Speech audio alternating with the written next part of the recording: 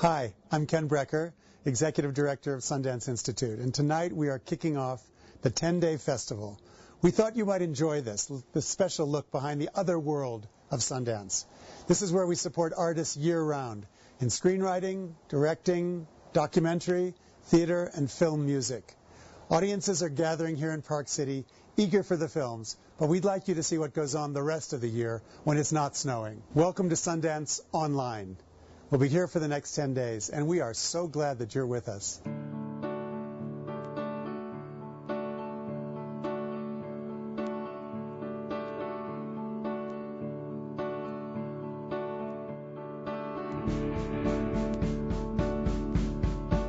In 1981, the first program of the Institute was launched, and it was the June Directors Lab. And it was a month-long program which continues to this day with a similar mission. And the mission is to provide a place for artist development, but working on a very specific project. There was a hunger for something that was more honest and personal, but American filmmakers were not encouraged to have that kind of a personal voice. And I think that in some ways, creating the Sundance Institute promoted American artists to start doing that. I think all the advisors say that they come for selfish reasons, because they learn as much about film as they hope they're imparting to the fellows. You come to Sundance and you are absolutely at the helm of a completely professional crew, top to bottom. From your crew chief, your AD, art direction, casting, editing, you are thrown into a full-force production. Let me not delude you. This is a boot camp, man. I mean, from the moment you get off the plane, you're running. But I think, honestly, it really, truly prepares you for what it's like out there to be a director. And cut. Beautiful. That's good. All right, moving on next shot. On a given day in the span of 3 hours, you might be on someone's set helping a fellow work with actors, and then you might go to another set where what the fellow needs is to understand framing and composition.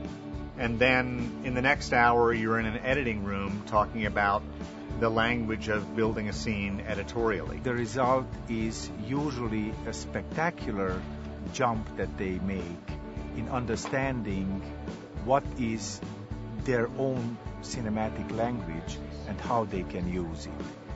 It's more about getting yourself into some kind of flow as a filmmaker or an artist, being able to ask the right questions, being able to be alive in the moment, being able to notice the environment you're in, and apply all of those things to whatever you happen to be making at any given time. In that sense, being here at the Directors Lab has been incredibly inspiring. No one ever leaves here feeling that I only gave and I didn't receive anything. Everybody gets something out of it. For everybody, the lab provides an opportunity to reconnect with the craft of filmmaking and also to exchange ideas about the craft that usually people don't have a chance to do. It truly does what Mr. Redford planned it to do. You know, it keeps giving back to new filmmakers, and I think each of us leave with a little bit of that sense of responsibility that we also must give back.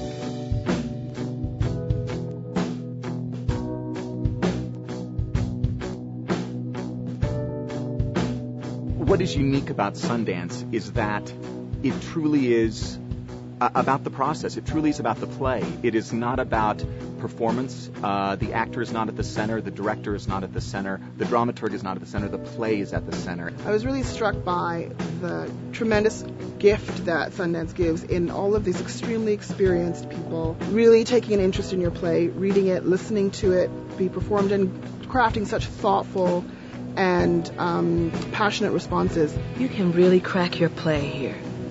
And you have the best talent.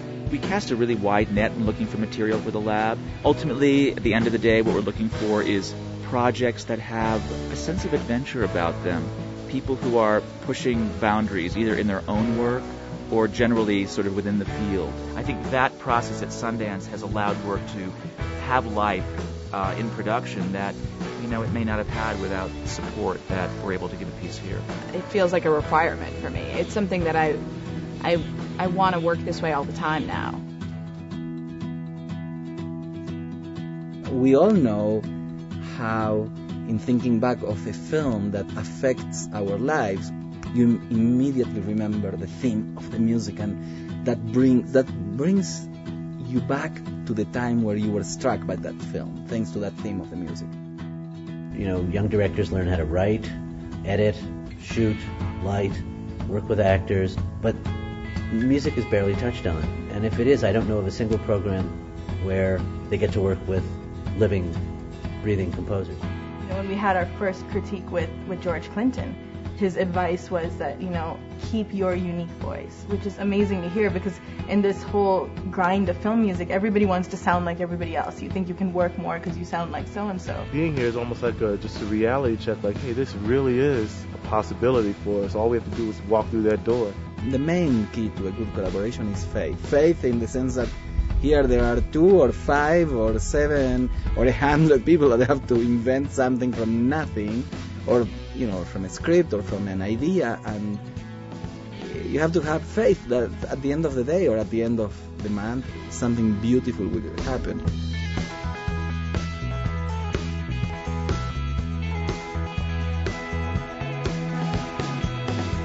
Documentary is a form that was created in hell. It's so complicated. It has so many problems. It doesn't have so much benefit. There's not so much money in it. But still, these people seem compelled to making it. It's driven by their own obsessive thing they have inside them, saying, I'm going to try to make sense of something that I don't understand and that I really want to understand. And the act of doing that will turn out to a film, and I'm going to show you this film. This is really fantastic. The Doc Edit Story Lab is the 7-day lab focused on story structure and editing. It's very intensive, and we spend the entire week working on questions of story and structure. The process of editing, it is very tough because I was so much into the film. I can't be objective anymore. I can't see the story anymore. I can't see what can work, what cannot, because I'm too much in the story. The films are here because they're at a crucial point where they're really good and they can be even better. Since the Documentary Fund was established, we have supported nearly 400 artists in almost 50 countries worldwide. The films that they address are talking about human rights and civil liberties and freedom of expression.